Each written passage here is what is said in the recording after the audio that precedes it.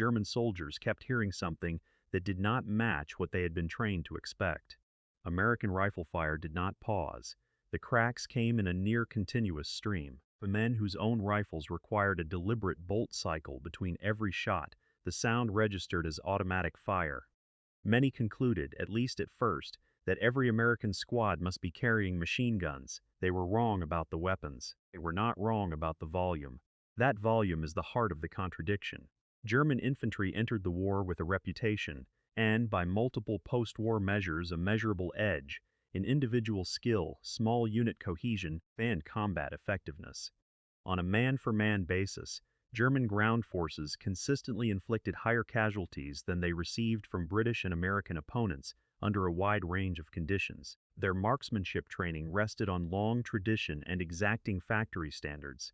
A Carabiner 98K had to group tightly at 100 meters before acceptance. Riflemen were taught controlled, accurate fire. The squad itself was built around the machine gun. The MG-34 and later the MG-42 supplied the decisive volume. The rifleman existed largely to protect, feed it, and exploit the opportunities it created. Against that system, the average American rifleman should have been at a disadvantage. Yet the fire did not stop.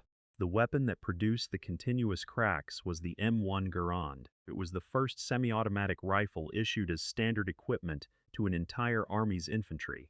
A trained man could fire 8 rounds as fast as he could work the trigger, then reload with a fresh en-bloc clip in a few seconds. Practical combat rates under field conditions ran well above what a bolt-action rifle could sustain. Contemporary estimates and later technical comparisons place a competent Garand rifleman in the range of 20 to 40 aimed rounds per minute at typical combat distances. A German rifleman working the bolt of a Kar 98K managed roughly half that, often less once fatigue, cover, and the need to stay low entered the equation. The mathematics were straightforward.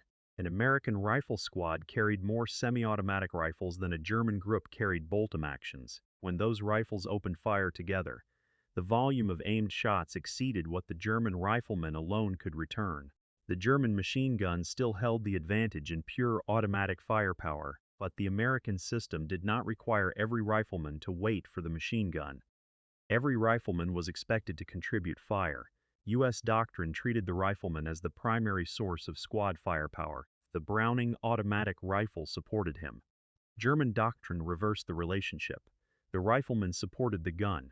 That organizational difference mattered as much as the mechanics of the rifles.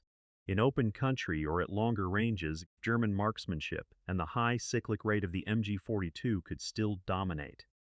In the bocage of Normandy, in the close country of Italy, and in the broken terrain of the German border, engagement distances frequently compressed to 200 or 300 meters or less. At those ranges, the ability to put multiple aimed rounds on a fleeting target before it disappeared into cover became decisive. A German rifleman who exposed himself long enough to work the bolt twice risked receiving 3 or 4 rounds in return.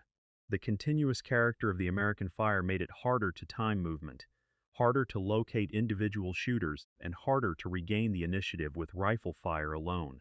German reports and post-war interrogations recorded the effect. Soldiers described American infantry that seemed never to stop shooting. Some assumed they faced an army of machine gunners. Others recognized the sound of the Garand but still found the volume unsettling. The impression was not that every American was an expert marksman. It was that ordinary riflemen were producing more fire than the German system had prepared its own riflemen to answer. None of this erased the broader German advantages. Quantitative studies after the war, most notably those associated with Trevor Dupuy, found that German soldiers continued to inflict casualties at roughly a 50% higher rate than they suffered from American and British forces across varied circumstances, attacking or defending, outnumbered or locally superior. The residual edge is usually attributed to training culture, NCO quality, mission-type tactics, and unit cohesion rather than to any single weapon.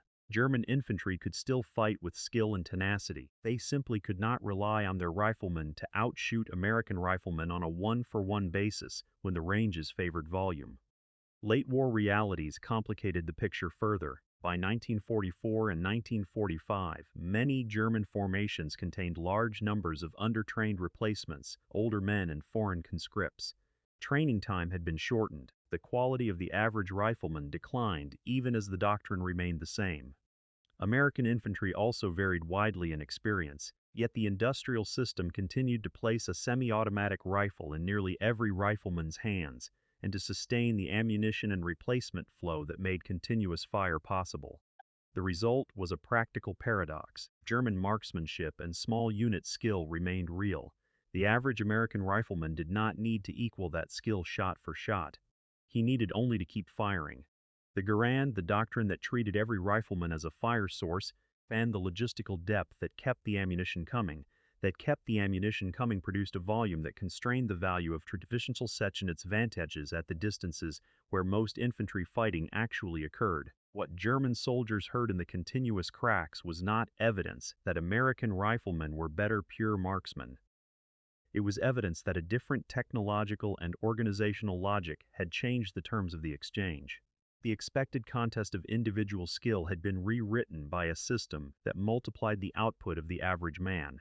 In the end, the German infantry still extracted a higher price in blood for every meter of ground, but the average American rifleman, armed and organized as he was, remained a more dangerous opponent than pure marksmanship rankings had predicted.